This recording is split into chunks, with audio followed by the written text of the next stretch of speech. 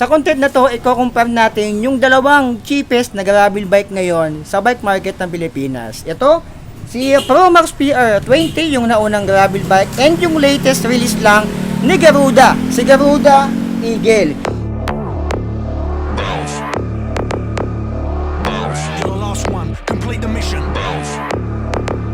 Okay, ito na yung content natin sa pagkukumpara dito sa dalawang gravel bike na bago ngayon sa market. Actually, ito pala yung medyo bago, si Promax PR20, and ito naman yung latest na pinakamura, si Garuda Eagle. So, may mga bike check na ako yung separate na yan. Hanapin nyo lang sa YouTube, lalabas na yung bike check natin dyan. So, yung bike check nito, para mabilis, pagsasabayin ko na rin. So, yung mga size nito, nung sinukat ko yan, yung size ng seat tube, yung effective top tube, and yung kanilang stand over height ay same lang. Size 48 yung kanilang mga seat tube, effective top tube, 54 cm, and 720mm yung kanilang mga stand over height. So, yung material ng frame nila ay same lang na alloy. Magkaiba lang ng geometry. Nakababa yung seat stay nito, si Promax PR20. Doon naman sa kabila ay hindi. Pa-tubular yun. Yung top tube nito, pa-tubular, pero dito parang medyo pumatag, naging square dito. Tubular din. Ito, tubular din, mas mataba. Ito yung sinasabi ko na parang kay Garuda Tempest. Yung mataba yung kanyang down tube. Pero hindi yan yung Garuda Tempest. Makaiba yung frame nun. Dito naman kay Promax PR20, yung down tube nito maliit lang compare doon kay Garuda Eagle. Ayan, yung seat tube nito ay maliit lang din, yung top tube yung pa-flat. Ayan siya, di ko na tatanggalin to. Yung cable routing ay naka-full internal parehas. Yung kay PR20 dumaan sa ilalim ng down tube niya, FDRD. And dito naman sa top tube yung cable. Dito naman kay Garuda Eagle, FDRD nasa gilid, left and right side ng kanyang down tube, yung pangkamniwan, tsaka dito sa kanyang kaliwa side para sa kanyang disc brake cable sa likod. So yung mga size ito, parehas lang tong around medium size. Yung lagayan ng ulam meron dito sa baba or down tube kay Promax PR20. Kay Garuda Tempest, dalawa, seat tube and down tube. Dito kay PR20 walang lagayan dito ng ulam or mga pinamili nyo. Yung head tube nila pare-parehas lang, makaiba lang ng itsura. Non-tapered to, ito non-tapered din. So yung mga logo, ayan, ito literal na straight, ito yung pagka-sexy. Nandito yung logo ng Voltes 5, yung Eagle. Yung FD nila, yung ginamit dito kay PR20 ay walang brand. Doon naman ay Shimano Tourney, pero duda ako sa Shimano Tourney na to, yung TG na yan, Tourney-Tourneyhan lang yata yan. Yung RD, ito ay wala ring brand. Yung RD naman noon ni Garuda Tempest, Garuda Eagle ay Shimano Tourney TZ. Pero duda pa rin ako dyan. Yan yata yung mga Shimanohan. So yung kanilang mga crankset, parehas lang tong 3x, and bakalo kanilang mga crank arm. May mga bash guard, parehas lang din. Normal to sa mga budget na mga bike na nababike check natin. May mga bash guard na ganito. And mostly mga naka 3x. So yung chain, ganito yung stock chain ng mga nababike check natin, MTB, gravel, and road bike. So yung chain na mas maputi. So bagong-bago kasi yun, mas bagong release yun, yung kay Garuda Eagle. So yung RD nito ay walang brand, Alien. Yung kanilang mga sprocket or cogs, parehas tong 7 speed, 1, 2, 3, 4, 5, 6, 7. 7 speed, thread type pa to. And parehas sila ng bilang 11, 28 teeth. So parehas na parehas yung bilang ng dalawa na yan. So yung spokes ito ay parehas na 36, stainless steel, double wall alloy rim, parehas lang din doon. So parehas sila sa gulong. Pero nakita ko yung pinagkaiba nito. Although parehas silang meron dito, ayan, lagayan ng caliper, meron din doon sa kabila. So yung size nito ay 700 by 35C. Ito kay PR20. Ayan, 35C yung naka-indicate dyan. Ito kasi ay 35C din. Pero parang mas malapad yung dito kay PR20 compare dito. Yung 35C nito ayan, Siguro dahil sa loob, sa interior. Ayan, so parang mas malapad. Parehas lang 35C lang yan, ha. Pero parang mas malapad talaga yung gulong ni ano. Parang 38C na yung kay PR20. Ayan, kita-kita nyo naman kaibahan yan. Ayan, yung 35C kay PR20. So feeling ko mga 40C kaya dito, mga maximum of 40C. Pero dito mga 38C pa kasi medyo maliit-liit lang to eh, oh. Or baka hindi masyadong mahangin. Pero parang parehas lang sila eh, oh. May hangin naman na to eh, oh. So parang mas malapad talaga yung gulong as a 35C dito kay Garuda. So dito kay Promax PR20. Ayan. So yung likod nila pareha silang naka IS mount or international standard. Ito yung caliper nila. Pag nandyan, ang tawag dyan ay international standard or IS mount. And naka-mechanical yan. Single piston, 160mm rotor, 6 bolts. And hindi sila naka-quick release. Pareha sila. So halos parehas lang yung kanilang mga wheelset na ginamit dito. Yung sizes. Yung seat post. Parehas lang din tong bakal. And 27.2. Ang kaibahan nila, itong si PR20 ay hindi siya naka-quick release. Yung kanya seat clamp. Si Garuda naman ay naka-quick release siya doon. So parehas lang bakal yan, 27.2, around 300mm. Yung kanilang mga sizes. Ayan, parehas namang bakal yan. So napakalit ng difference nila dyan sa part na yan. Yung mga pedals nila, hard plastic to, na mga ball bearing pa. Yung saddle, parehas na walang brand. Yung saddle nito, ni Promax ay mayroon siyang brand dito. Mas mataba itong ginamit kay Garuda. Ayan, mataba pero parang may pagkamatigas sa'yo. Parang mas palambot pa ng konti ito. Si Promax PR20. So makaiba sa upuan yung ginamit. Yung mga fork nila parehas lang tong bakal.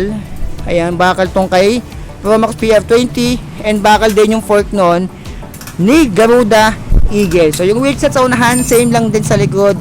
Spokes 32, ball bearing yung hubs. Bakal pa yan. Spokes stainless steel 36, double wall alloy ring.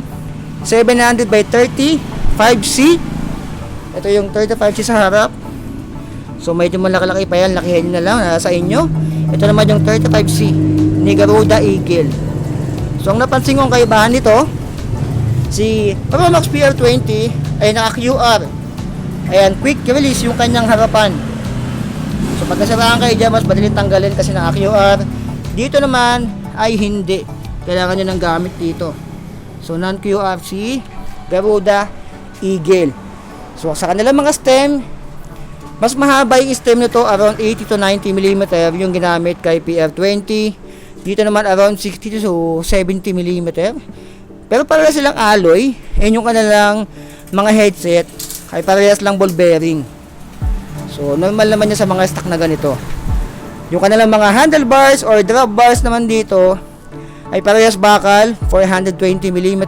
Ito yung kay PR20. Ito naman yung kay Garuda Eagle.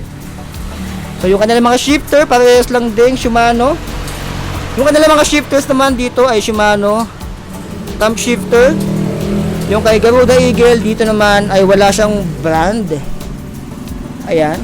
Pero feeling ko parang parehas lang din to, no? Ang kaiba lang walang brand to eh, oh. Pero as usual parang duda rin ako sa Shimano nito. Ayan. Magkamukha lang sila. Parang walang brand pero magkamukha lang talaga sila. Yung kanilang mga brake ay ayan. Parehas lang din. So nung tinimbang ko to, hindi nagkakalit yung bang ito, around 14 kg silang dalawa. So halos parehas lang sila ng timbang. Sa specs lang medyo nagkaiba. So yung presyo nito ni PR20, yung SRP niya ay 6.5. May mga previous na yon, pero kung ayaw niyo ng mga previous, makukuha nyo to sa cash payment ng 6,000 pesos. So walang previous yon. Dito naman tayo kay Garuda Eagle. Ang SRP nito with previous ay 5,500 pesos. Pero kung ayaw nyo naman ng previous, may helmet na kayo, makukuha nyo to sa halagang 5,200 pesos. So less 300 and less 500 kapag kinash nyo tong dalawa na to. So ano nga bang kaibahan nilang dalawa? So yun nga ang kaibahan nilang dalawa dito. Unang-una, Ito ay naka-QR sa harap, CPR20. Ito ay hindi. Yung kanilang mga frame ay nakababa. Yung seat stay nito, CPR20. At dito naman kay Garuda Eagle ay hindi. So yung kanilang mga upuan ay mas maliit ng konti ito. Dito kay Garuda Eagle ay mas mataba. Kitang-kita naman yung itsura dyan. Parehas tong naka 3x. Parehas na parehas lang yung 14-28 yung mga FDRD nila. Ayan, alam nyo na yan. Hindi naman talaga literal na mga original yan. So madami kayong i-upgrade dito. Kung gusto nyo ng mas magandang gravel bike, sobrang dami ko pang na bike check. Nasa channel ko lang din. Ito kasi as a beginner gravel bike, pwede nyo consider to. Kung in the long run naman, pwede rin naman. Kung hindi kayo mahilig mag-upgrade, depende na lang sa inyo, depende rin sa paggamit. So laging tatandaan yan. Ang isang bagay, ang quality ay depende sa paggamit. Yung tinatagal niya. Kung barubal kayo gumamit, kahit anong ganda ng bike nyo, kahit gaano pa kamahal yan, ay baliwala rin. So nasa pag-iingat din talaga yan. So yung kaibahan nila sa presyo ay ito ay SRP lang tayo magbase SRP nito ay 6.5, ito naman ay 5.5. Pero kung cash payment ang basehan natin, kung walang freebies, makukuha nyo to ng 6,000 pesos si PR20. Si Eagle naman, Garuda Eagle ay 5,200 pesos. So kung no freebies, ang kaibahan nila ay 800 pesos eh. So para sa inyo ba, okay ba na mag-settle ka na lang kay Garuda Eagle sa 800 pesos? Para sa akin siguro, kung baguhan ka sa bisikleta, gusto mo pumasok ng gravel, o gusto mo mag-try ng gravel bike, siguro sa 800 pesos, malaking savings na yon kung dito ka magsisimula kay Garuda Eagle. Ayan. So si Garuda Eagle ay okay na rin naman na to. Halos konti lang yung pinagkaiba dito kay Promax PR20. So para sa akin, kung budget ang mahalaga sa inyo, overall, dito talaga kay Garuda Eagle. So tingin ko naman okay naman na to. Sobrang konti lang na pagkakaiba nilang dalawa pagdating sa specs. QR lang to.